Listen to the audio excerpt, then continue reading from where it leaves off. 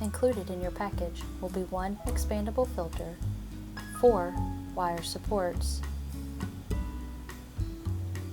and assembly instructions.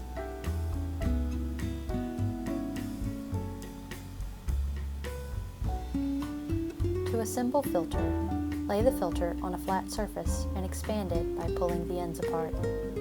Pick up one of the wire supports and insert it into the hole in the direction of the arrow.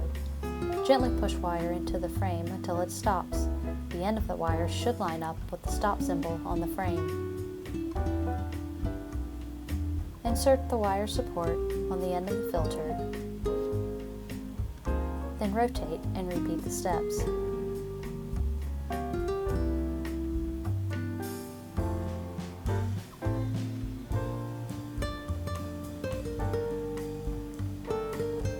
Then flip the filter over and insert the wire supports on the other side.